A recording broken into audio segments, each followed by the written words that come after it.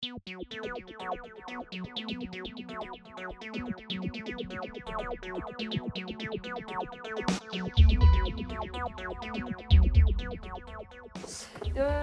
fait un truc avec Jacques, là, tu sais, pour le goûter.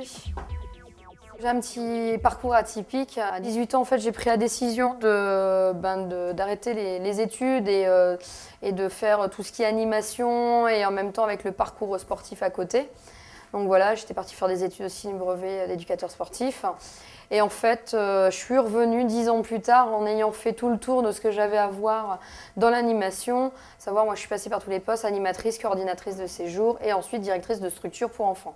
Et en ayant vu aussi toutes les tranches d'âge et tout type de structure. Voilà, donc en fait, à 28 ans, j'ai pris la décision de refaire une formation d'aide-soignante. Parce que là, je me trouvais beaucoup plus mature et prête vraiment à m'engager dans ce type de formation, en fait. Pourquoi être soignante? Parce que j'aime beaucoup le contact, le relationnel, que ce soit avec les patients, que ce soit avec l'équipe. Moi, j'aime beaucoup travailler en équipe. C'est quand même agréable, ce petit sentiment aussi de se sentir utile. Donc voilà. Alors, on est le combien? J'ai perdu le 2. 2/12/2009. On travaille sous la directive et en même temps avec l'infirmier. Donc c'est très intéressant. Surtout ici, moi je travaille en psychiatrie. Et c'est d'autant plus intéressant qu'on partage beaucoup de choses. L'infirmier vient nous aider également dans tout ce qui est les tâches quotidiennes, notamment dans tout ce qui est les toilettes, les repas. On rencontre aussi d'autres personnes, il y a des aides médico-psychologiques, on rencontre des éducateurs, on rencontre des psychiatres, des psychologues. Donc nous, on fait aussi une réunion par semaine, voilà, et on a tous les professionnels de la santé qui sont réunis autour d'une table pour parler de projets individualisés par rapport aux patients ou des projets collectifs pour améliorer le quotidien dans le service, les locaux, etc. quoi. Merci Roland de fermer la porte. Voilà, allez, fais voir. Voilà. On a plein de soins de nursing à faire, des soins de confort. Et moi, on m'a toujours appris 3 mots. C'est hygiène, confort, sécurité. Je vais même vous en dire un 4e quand même, parce que je l'aime bien, pudeur. Voilà, c'est très important à ce niveau-là, mais dans n'importe quel endroit où on peut exercer le métier d'aide-soignant. Aussi, toujours essayer de viser le maintien de l'autonomie de la personne. C'est pas parce qu'on est aide-soignant, qu'on est infirmier qu'il faut faire les choses à la place du patient. Les patients savent faire des choses, oui, ils ont un souci de santé, mais ils sont capables d'eux. Les carrés. Bon, parce qu'il faut que j'en mette un ici et un là. Donc, hop.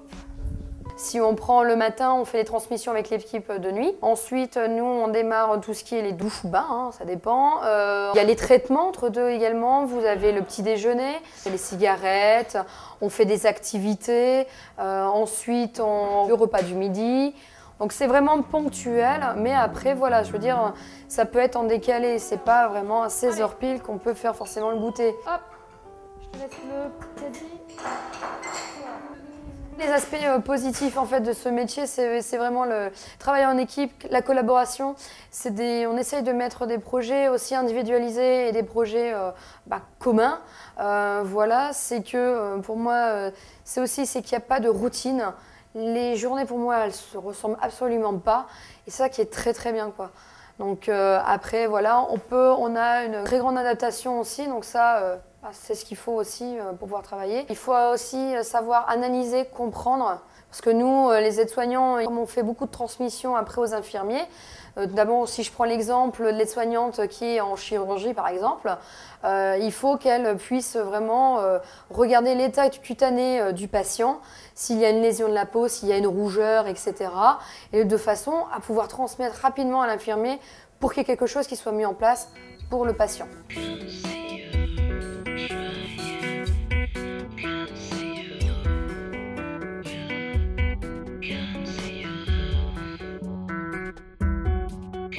Moi, je veux rester dans la psychiatrie. Voilà, je ne souhaite pas aller dans d'autres types. Voilà, moi, je préfère rester dans la psychiatrie. Maintenant, évoluer au sein de la psychiatrie, oui. Découvrir encore d'autres choses, des fonctionnements, etc.